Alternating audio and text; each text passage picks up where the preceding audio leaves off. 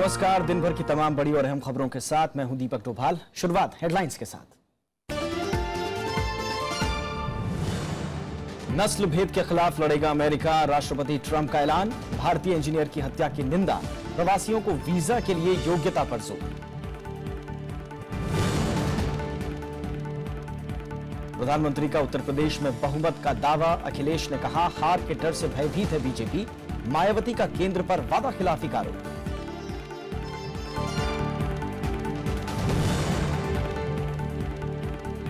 स्वास्थ्य सर्वेक्षण के आंकड़े जारी, लिंगानुपात और शिशु मृत्यु दर में सुधार। अब 1000 लड़कों पर 919 लड़कियां, 57 से घटकर 41 हुई शिशु मृत्यु दर।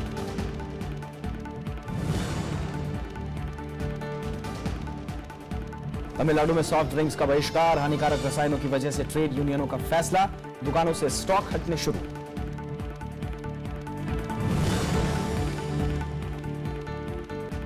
निशानेबाजी विश्व कप में भारत को पहला गोल्ड, 50 मीटर पिस्टल में जीतू राय का वर्ल्ड रिकॉर्ड, अमनप्रीत को रजत पदक।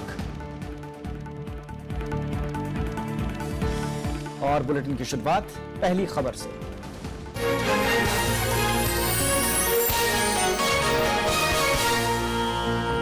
पहली खबर अमेरिका से। अमेरिकी राष्ट्रपति डोनाल्ड ट्रंप ने नस्ल भेदी हमलों के खिलाफ एकजुटता पर जोर दिया है।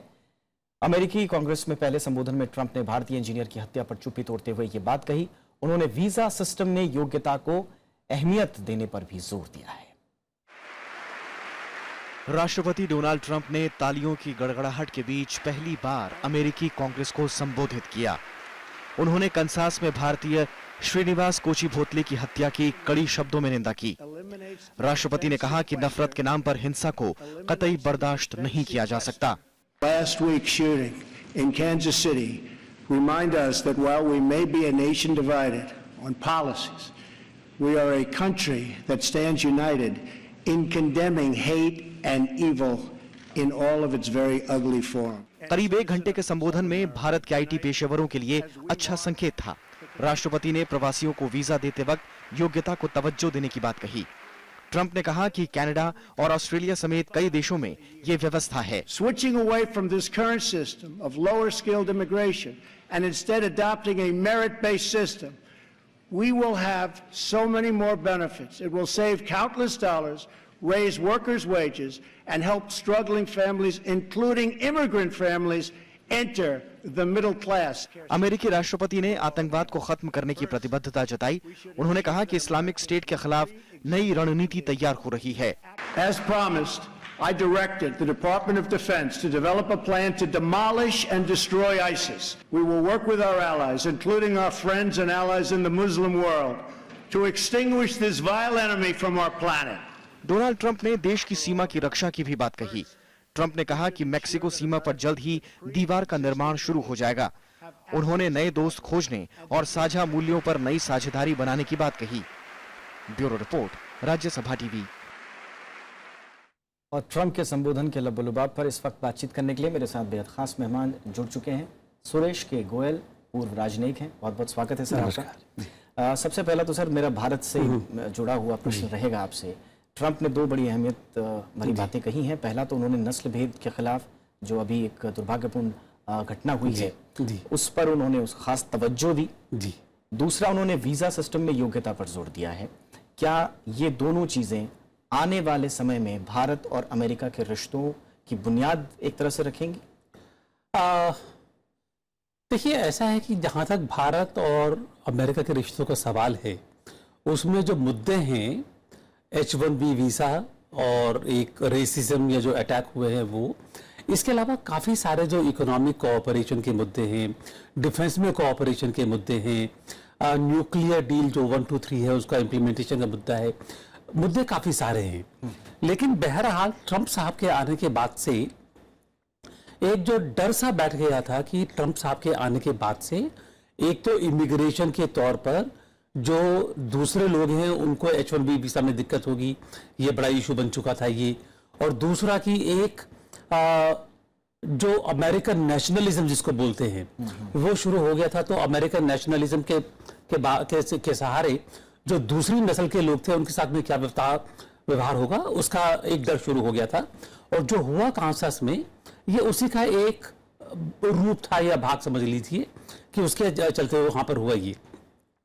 पिछले जब हफ्ते में जब ये होने के बाद से हम लोग काफी बेचैनी से इंतजार कर रहे थे कि व्हाइट हाउस से इस चीज का कंडेमनेशन होगा या नहीं होगा, ट्रंप साहब कुछ बोलेंगे नहीं बोलेंगे। तो ट्रंप साहब ने अपने जो ज्वाइंट स्टेटमेंट दिया है, बोला है, उसमें कंसास का रेफरेंस दे करके ये जाहिर कर दिया है कि उनको जो हुआ उसका वाकई में अफसोस है। तो ये एक बड़ी अच्छी खुशखबरी हम लोगों के लिए कि हिंदुस्तानियों के ऊपर जब भी कोई अटैक होगा, हमें मालूम है कि वहां की सरकार उसको इतनी लाइटली नहीं लेगी। H1B वीजा का जहां तक सवाल है, योग्यता की बात, ये कोई नई चीज नहीं है। अच्छा, ये पहले भी बोल चुके हैं वहां पर। उनका पहले से रवैया ये रहा है कि America is for American first. अभी जब बोलते हैं कि we shall make the America great again, वो बड़ी स्ट्रॉन्ग सेंस है अमेरिकन नेशनलिज्म की। तो इस अमेरिकन नेशनलिज्म में अमेरिका फॉर अमेरिका फर्स्ट, उसमें जो बाहर के देशों के लोगों के लिए जगह तभी तक है अगर जरूरत है या दरकार है। तो ये अमेरिकन नेशनलिज्म जो है, इसी से संबंधित मेरा सवाल है। और ये फर्स्ट 100 डेज ऑफ ट्रम्प जो कहा जा रहा है, वो उसमें बड़ा महत्वपूर्ण है। आज उन्होंने एक बार फिर साफ कर दिया कि मैं दुनिया का नेता नहीं हूं, मैं तो फिलहाल अमेरिका का नेता हूं, मुझे इसके बारे में सोचना है। और राष्ट्रवाद पर फिर उन्होंने एक बात बोल दी। उन्होंने मैक्सिको को लेकर फिर एक बात बोला है कि वहां की दीवार बन के रहेगी। मैक्सिकन्स बार बार अच्छे लोग नहीं दे रहे, हमें वहां से ड्रग्स ला के देते हैं। ये उन्होंने बड़ी स्पष्टता से बात बोली है। इससे दुनिया में क्या संदेश जा रहा है ट्रंप को लेकर? दुनिया के लिए अभी भी ट्रंप को समझ पाना बहुत मुश्किल है। ये अभी तक हम समझते हैं कि चाइनीज लोग जो हैं बड़े स्क्रूटेबल होते हैं, समझ में नहीं आ रहा क्या कह रहे हैं क्या नहीं कह रहे हैं। ट्रंप साहब मेरे ख्याल है शायद उनसे काफी सीख करके आ गए हैं। वो बड़ी स्क्रूटेबल सी चीज है ये। तो वो जो कह रहे हैं अभी, इतनी एक बात साफ है कि अमेरिकन नेशनलिज्म को बढ़ावा दिया जाएगा। अमेरिका फॉर अमेरिकन फर्स्ट का मतलब ये है कि अमेरिकन को जॉब में, अमेरिकन इन्वेस्टमेंट में, कि अमेरिकन बिजनेस पहले अमेरिकन से क्या करे, उसको बढ़ावा दिया जाएगा। लेकिन उसके साथ भी जो बाकी देश के लोग हैं उनका क्या हाल होगा? अब अगर आप नासा की बात ले लीजिए, अगर नासा में से आप जो इंडियन इंजीनियर्स और टेक्नीशियंस उनको निकाल दीजिएगा, नासा बंद हो जाएगा। जी। तो मेरे ख्याल उनको इतनी भी समझ है कि वो ऐसा नहीं कर पाएंगे कि सभी को बाहर निकाल दिया जाए। कहीं ना कहीं एक लेवल कंप्रोमाइज का आएगा। और ये कॉम्प्रोमाइज क्या डोमेस्टिक लेवल पे दिखेगा? क्योंकि अभी भी जो अनरेस्ट है उनके खिलाफ, वो शांत नहीं हुआ है। नॉट माय प्रेसिडेंट अभी कैंपेन चली रहा है, वो ठंडा नहीं हुआ है। ओबामा केयर को लेकर बड़ा क्रिटिसाइज वो हो रहे हैं कि उन्होंने बताया नहीं कि ओबामा केयर समाप्त तो कर दिया, लेकिन फिर हेल्थ उसका क्या होगा लोगों का, उसके मसले पर अभी भी है। तो घरेलू स्तर पर ओबामा के ट्रंप के लिए अभी कितनी बड़ी चुनौती आप देख रहे हैं? देखिए, ऐसा है कि एक चीज हम जो कंफ्यूज करते हैं कि जो ट्रंप के अगेंस्ट जो हो रहा है कि ये एक बड़ी नेशनल फीलिंग है, क्या है, कहना बहुत मुश्किल है। ये एक तो चीज जरूर हुई है, इस इलेक्शन में जो पोलराइजेशन ऑफ पॉलिटिक्स हुई है बहुत ज्यादा हो गई है। Clear division between Democrats and the Republicans. पहले कभी भी इतना पार्टिसिपेट नहीं हुआ था ये। तो अभी भी अगर कहीं कहते हैं ट्रंप साहब कि उनके लिए जो डेमोक्रेट्स हैं वो परेशान कर रहे हैं, सही कह रहे हैं, कहीं ना कहीं हो रहा है ये। तो ये सब तो चलता रहेगा ये। उसके बाद बात आती है कि वो इस चीज से ऊपर उठ करके क्या करेंगे, वो अभी कहना बहुत मुश्किल है। उसके लिए इंतजार करना पड़ेगा। लेकिन इतनी बात तय है कि पॉलिटिक्स इन द यूएसए वो पहले जैसी चीज नहीं है। एक पहले प्रेडिक्टेबिलिटी थी, हमें मालूम था कि ओबामा क्या करेंगे, उनकी पॉलिसीज क्या हैं। ट्रंप के बारे में रिपब्लिकन एजेंडा नहीं है, डेमोक्रेटिक एजेंडा नहीं है, खाली एक अमेरिकन एजेंडा है। उसमें क्या होगा आगे देखिए, भगवान मालिक होगा। चलिए, बहुत बहुत शुक्रिया सर इस बातचीत के लिए, वक्त निकालने के लिए। शुक्रिया, धन्यवाद। तो ये थी हमारी पहली खबर। एक छोटा सा ब्रेक के उस पार कुछ और खबरें।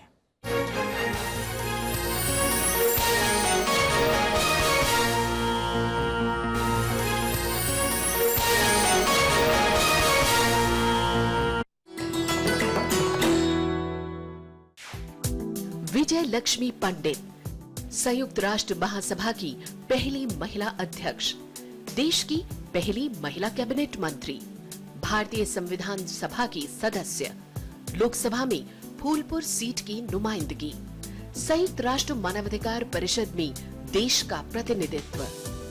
विजय लक्ष्मी पंडित के नाम है उपलब्धियां अनेक। नेहरू परिवार की ये सदस्य है देश की सफलतम राजनीतिज्ञों में से एक।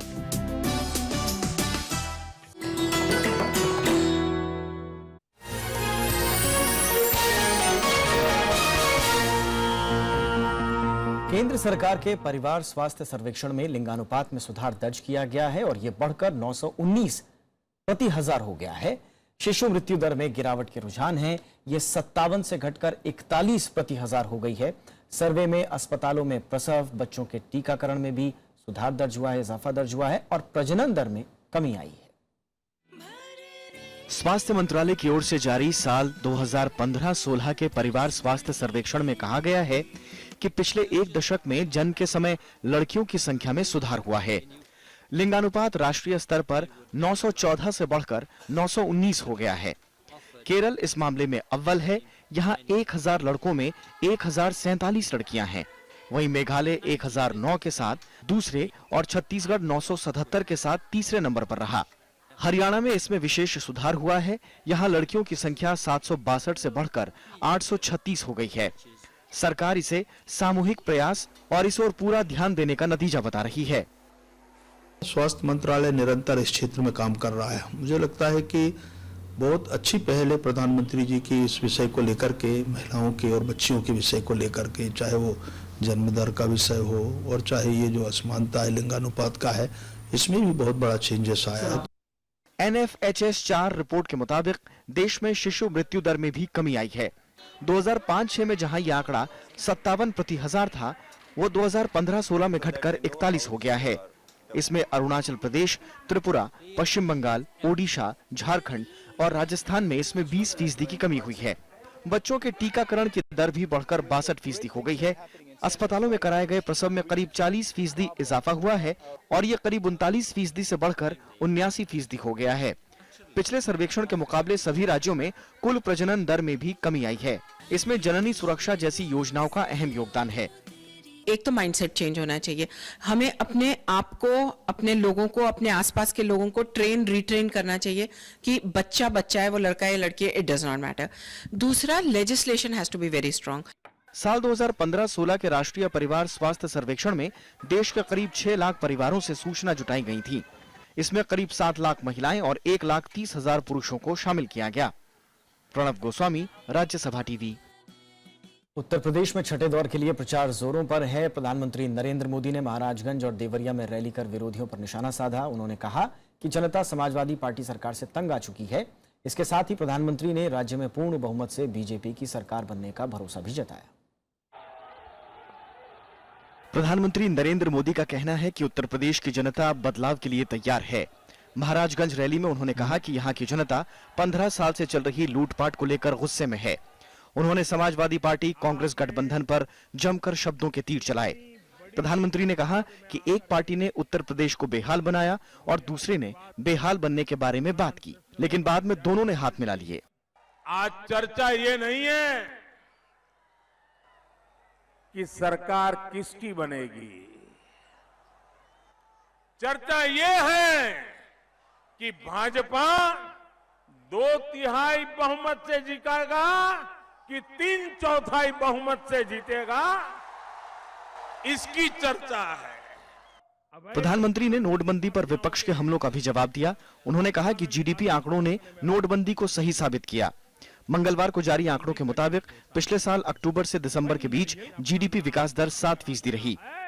कल जीडीपी के आंकड़े आए, उन्होंने फिर से सिद्ध कर दिया कि नोटबंदी के बावजूद भी हिंदुस्तान के ईमानदार लोगों ने, हिंदुस्तान के मेहनतकश लोगों ने, हिंदुस्तान के गांव के लोगों ने, हिंदुस्तान के किसान ने, हिंदुस्तान के नौजवानों ने भारत की विकास यात्रा को कोई आंच नहीं आने दी।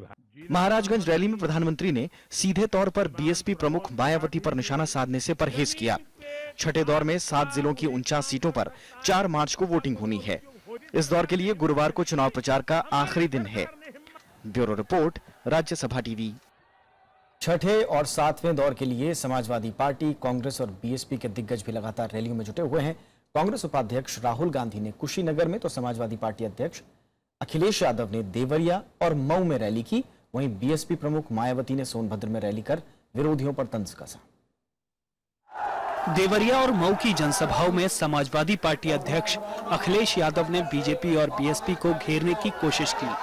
उन्होंने कहा कि प्रधानमंत्री नरेंद्र मोदी ने हार मान ली है, इस वजह से त्रिशंकु विधानसभा की बात कर रहे हैं। अखिलेश यादव ने कहा कि कांग्रेस के साथ समाजवादी पार्टी के गठबंधन से बीजेपी और बीएसपी के लोग बेहद परेशान हैं।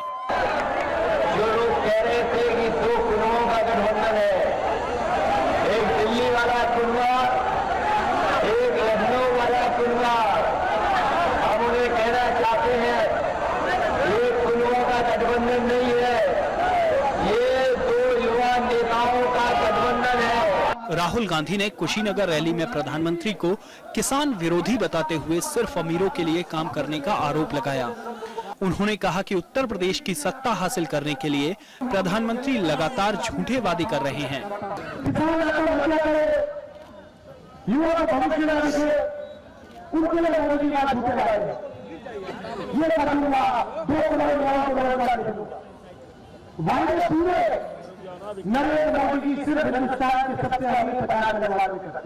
बीएसपी प्रमुख मायावती ने कानून व्यवस्था को लेकर एक बार फिर अखिलेश यादव सरकार पर हमला बोला। सोनभद्र रैली में उन्होंने कहा कि जब से समाजवादी पार्टी सत्ता पर काबिज हुई है, प्रदेश में अपराधियों का बोलबाला हो गया है। प्रधानमंत्री पर तंज कसते हुए उन्होंने कहा कि अब लोग बीजेपी को भारतीय जुमला पार्टी कहने लगे हैं।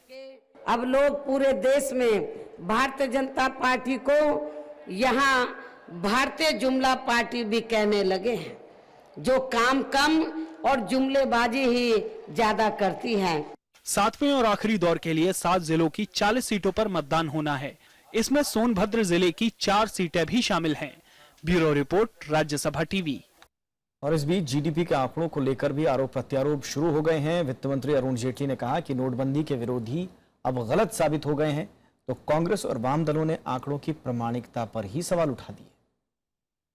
वित्त मंत्री अरुण जेटली ने कहा है कि विकास दर के नए आंकड़ों से नोटबंदी के आलोचक गलत साबित हुए हैं। उन्होंने कहा कि उन्हीं क्षेत्रों में नोटबंदी का असर पड़ा है जहां काले धन का ज्यादा उपयोग होता था। वित्त मंत्री ने उम्मीद जताई कि आने वाले महीनों में विकास दर और तेज होगी। डीमोनेटाइजेशन के बाद भी सबसे तेजी से विश्व के अंदर बढ़ना, ये उसके अनुकूल है जो हम लोग उस वक्त कहते थे। अंदाजे से अर्थव्यवस्था के बारे में बोलना एक विषय है, लेकिन वास्तविकता समझना दूसरा विषय है। हालांकि कांग्रेस इन आंकड़ों पर भरोसा नहीं कर रही है। पार्टी का आरोप है कि जीडीपी के आंकड़ों को बढ़ा चढ़ाकर पेश किया जा रहा है और इससे भारत की साख पर असर पड़ेगा। पार्टी के मुताबिक नोटबंदी से जीडीपी को 2.5 लाख करोड़ रुपए के नुकसान की आशंका है। जो असंगठित क्षेत्र में उद्योग हैं, वहां जो नुकसान हुआ है, वहां जो कारखाने बंद हुए हैं, वहां जो नौकरी टूटी है, उसका अनुमान अभी सरकार के पास और किसी के पास नहीं है। Your big infrastructure flagship companies, Larsen & Toubro and BHEL, they have laid off thousands of workers. Is that 7% growth? What is the ground reality and what are they talking about in figures? केंद्रीय सांख्यिकी संगठन ने मंगलवार को GDP का अनुमान जारी किया था। इसके मुताबिक पिछले साल अक्टूबर से दिसंबर के बीच अर्थव्यवस्था 7% की दर से आगे बढ़ेगी। देश में 8 नवंबर को नोटबंदी लागू करने का ऐलान हुआ था। इस बीच रेटिंग एजेंसी मूडी ने कहा है कि नोटबंदी से भ्रष्टाचार और टैक्स चोरी पर रोक लगेगी। हालांकि एजेंसी ने कहा कि जनवरी से मार्च के बीच अर्थव्यवस्था 6.4 की दर से आगे बढ़ेगी। Bureau report, Rajya Sabha TV. लोगों को अब तय सीमा के बाद नकद लेन देन पर चार्ज देना होगा। बैंकों ने कैश ट्रांजैक्शन पर चार्ज लागू करने का फैसला किया है, जो लोगों की जेब पर भारी पड़ने वाला है। प्राइवेट सेक्टर के कुछ बैंकों ने 1 मार्च से नगद लेन देन पर चार्ज लगाने का फैसला किया है। लोगों का कहना है कि कैशलेस ट्रांजैक्शन के बहाने बैंक कस्टमर पर बोझ डाल रहे हैं। है तो गलत तो ऐसे है कि मतलब सैकड़ों साल से ये बैंक का काम चला है, जब से तो ऐसे कोई नियम लागू हुआ नहीं है। अब रोज नए नए नियम सरकार लगा रही है, तो उसमें जनता क्या कर सकती है? जनता के तो हाथ में तो कुछ है नहीं। फैसला सर्विस क्लास के लिए तो ठीक है। ये गलत किया गया है वैसे तो हमारे साथ ये, कि अपने ही बैंक से अगर हम लोगों को ट्रांजेक्शन करनी है, उसके बाद में चार्जेस पे करने हैं, तो वो बिल्कुल गलत है ये फैसला। तो हम लोगों ने कि अननेसेसरी में क्यों 150 रुपये पे करें हम लोग हर ट्रांजेक्शन पे। जानकारों का मानना है कि बैंकों का ये फैसला डिजिटल इंडिया की ओर बढ़ते कदम को मजबूती देगा। देखिए, जहां तक 4-5 ट्रांजैक्शन फ्री की बात है, आप मुझे बताइए कौन ऐसा आदमी होगा जो एक हफ्ते में एक बार से ज्यादा, तो अभी भी छूट है। मतलब अगर 4 ट्रांजैक्शन की मैं बात करूं महीने में, तो मतलब हर हफ्ते आदमी एक बार जाके पैसा जमा कर सकता है या हर बार जाके पैसा निकाल सकता है हफ्ते में एक बार। तो कितने ट्रांजैक्शन करोगे भैया बैंक से? फिलहाल एचडीएफसी बैंक ने ट्रांजैक्शन चार्ज लागू कर दिया है। एचडीएफसी बैंक 4 ट्रांजैक्शन के बाद कैश के आधार पर 5 रुपए से लेकर 150 रुपए लेगा। वहीं ट्रांजैक्शन लिमिट 2 लाख रुपए रखी गई है। आईसीआईसीआई और एक्सिस बैंक इस बारे में जल्द फैसला करेंगे। एसबीआई 1 अप्रैल से ट्रांजैक्शन चार्ज लागू करेगा। मोहम्मद फातेह टीपू, राज्यसभा टीवी। तमिलनाडु में व्यापारियों ने पेप्सी और कोक जैसे सॉफ्ट ड्रिंक्स का बहिष्कार शुरू कर दिया है। तमिलनाडु ट्रेड यूनियन के अध्यक्ष विक्रम राजा ने कहा कि रसायन मिले होने के कारण ये सॉफ्ट ड्रिंक्स सेहत के लिए अच्छे नहीं हैं। इस वजह से कारोबारी संगठनों ने यह फैसला किया है। दुकानदारों ने उस स्टॉक को भी हटाना शुरू कर दिया है जो दुकानों में पहुंच चुका है। यूनियन ने इन विदेशी ब्रांड्स के खिलाफ आम लोगों के बीच जागरूकता अभियान भी शुरू कर दिया है। खबरों के मुताबिक तमिलनाडु के इन 9 ट्रेड यूनियंस से करीब 20 लाख दुकानदार जुड़े हुए हैं। सुपरमार्केट्स और होटल्स में इनकी बिक्री को लेकर व्यापारियों की कल बैठक होगी। Tamil Nadu traders, all traders, to Coke, Pepsi, all stop to strike. Your big shop, your supermarket, this hotel, so petrol bank to mall, your discussion tomorrow evening at the meeting. We don't have any pre-intimation, so we overload the stocks. So right now we are waiting to sell the stocks. So it's a good move by students. So I respect the students' protest and everything, but the government should take the good decision. Congress ने दिल्ली की आम आदमी party सरकार को दलित विरोधी करार दिया है। सफाई कर्मचारियों की मांगों को अनसुना करने का आरोप लगाते हुए दिल्ली प्रदेश कांग्रेस ने राजधानी के 46 वार्डों में दलित न्याय मार्च निकालने का फैसला किया है। यह अभियान 8 मार्च से शुरू होगा। दिल्ली प्रदेश कांग्रेस अध्यक्ष अजय माकन का कहना है कि सफाई कर्मचारी बीते 2 सालों में 5 बार हड़ताल पर जा चुके हैं। नई भर्तियों पर रोक लगाने के मुद्दे पर भी कांग्रेस दिल्ली सरकार को घेरने की तैयारी में है। 12 दिन का पूरा प्रोग्राम बनाया जाएगा और सब जगहों के ऊपर जाकर के पैम्फलेट्स के माध्यम से, चार्जशीट्स के माध्यम से लोगों को बताया जाएगा कि किस प्रकार से कांग्रेस के जाने के बाद में इस तबके के साथ में अन्याय हुआ है और हम लोग जब कॉर्पोरेशन के अंदर हम लोगों को मौका मिलेगा तो कैसे हम लोग वापस इस समाज के लिए, इस तबके के लिए हम लोग कैसे बेहतरी के लिए और प्रयास करेंगे। भारत ने जम्मू कश्मीर को लेकर संयुक्त राष्ट्र में जो पाकिस्तान के दावों को जो वो करता आया है उसको बुरी तरह से खारिज किया है। संयुक्त राष्ट्र मानवाधिकार परिषद में भारत ने कहा है कि सुरक्षा परिषद में पाकिस्तान की ओर से लाया गया प्रस्ताव गलत तथ्यों और गुमराह करने वाला है। जम्मू कश्मीर में कुछ हिस्सों में अशांति के लिए सीमा पार आतंकवाद और घुसपैठ जिम्मेदार है, जिसे पाकिस्तान की ओर से बढ़ावा और मदद दी जा रही है। अफगानिस्तान की राजधानी काबुल में 2 आत्मघाती हमले में 3 से ज्यादा लोगों के मारे जाने की खबर है। 35 से ज्यादा लोग घायल हुए हैं। पहला हमला काबुल के पश्चिम में पुलिस मुख्यालय में किया गया। दूसरा हमला काबुल के बाहरी छोर पर स्थित खुफिया एजेंसी के कार्यालय में किया गया।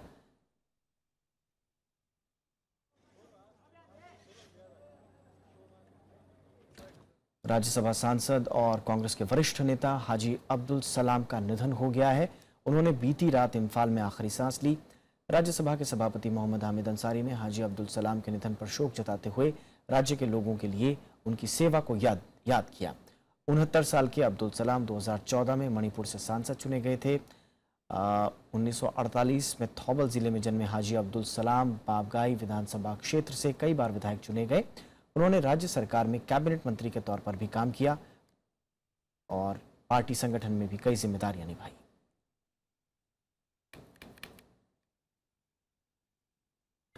और अब खेल की खबर।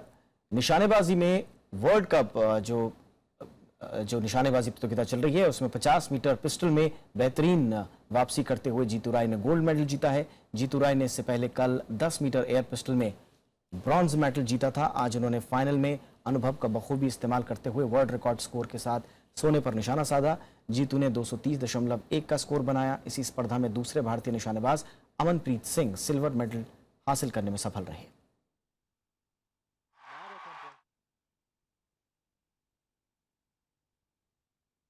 इसी के साथ इस बुलेटिन में इतना ही। नमस्कार।